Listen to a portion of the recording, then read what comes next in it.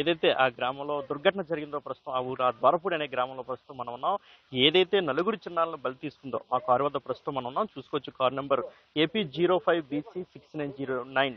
ఈ dark blue colour car Hyundai car. ఈ కారులోని నలుగురు చిన్నారులు కూడా తన ప్రాణాలను ఊపిరాడక విడిచిపెట్టినటువంటి ఘోర దుర్ఘటన అయితే చోటు చేసుకుంది. ఒకసారి మనం చూసుకున్నట్లయితే కారుని అంటే పిల్లలు ఏ విధంగా వెళ్ళారు అంటే ఏ డోరు ఓపెన్ చేసి ఉండటంతో పిల్లలు లోపలికి ప్రవేశించారని చూసుకుంటే మనం బ్యాక్ డోరు ఓపెన్ చేసి ఉంది.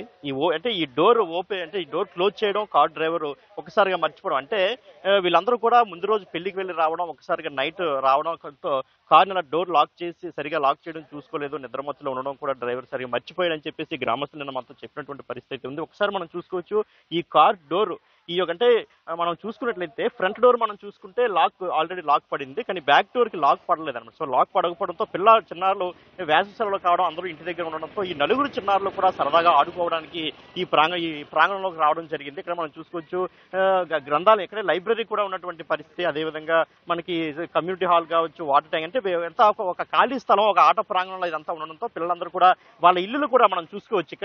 వాళ్ళ ఇల్లు కూడా ఇక్కడే ఉన్నాయన్నమాట. అక్కడ మనం చూసుకోవచ్చు విజువల్స్ లో మనం ఇక్కడ కెమెరా హరీష్ చూపి వాళ్ళ ఇల్లు ఇక్కడ మన టెంట్స్ వేసి ఉన్నాయి. పక్కన ఇల్లులో ఉన్నటువంటి పిల్లలు చనిపోవడం, వాళ్ళ ఇల్లులు ఇక్కడే ఉన్నాయి. ఒకసారి మనం చూసుకుంటే ఇక్కడ కాంపౌండ్ వాల్ ఉంది, ఇక్కడే కార్ను పార్క్ చేశారన్నమాట. ఒకసారి మనం అక్కడ చూసుకోవచ్చు అక్కడ గేట్ ఉంది.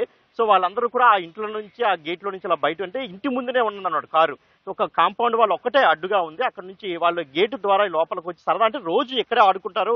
మరో విషయాన్ని మనం ఇక్కడ గమనించాలి, ఎక్కువగా చిన్నపిల్లలు నీళ్లలో కానీ అదేవిధంగా ఇసుక మ్యాట్లు ఉన్న దగ్గర ఎక్కువగా ఆడుకోవడానికి ప్రయత్నం చేస్తుంటారు. సో వాళ్ళందరికీ ఇసుక దగ్గర ఆడుకోవడానికి వచ్చి ఒక్కసారిగా కార్ అంటే ఒక సరదా. ముఖ్యంగా మనం చూసుకున్నట్లయితే పల్లెటూరు పిల్లలకి కార్ అనేది వాళ్ళకి చాలా అంటే ఒక కలగా ఉంటుంది. ఎందుకంటే వాళ్ళ కారులో అంత స్తోమత ఉండేది కాబట్టి వాళ్ళందరికీ కార్ అనేది ఒక కలగా ఉంటుంది. కాబట్టి ఒక్కసారిగా కారు దగ్గర రావడం, ఏదైతే ఇలా ఉన్నదాన్ని ఒకసారి ఇలాగా సరదాగా ఇలా తీసినప్పుడు కారు డోర్ వెంటనే రావడంతో పిల్లలందరూ కూడా చాలా సరదాగా సరదాగా ఎక్కి ఆడుకున్న పరిస్థితి. వెళ్ళిన తర్వాత ఒక్కసారిగా ఈ డోర్ అనేది లాక్ అనేది పూర్తిగా పడింది.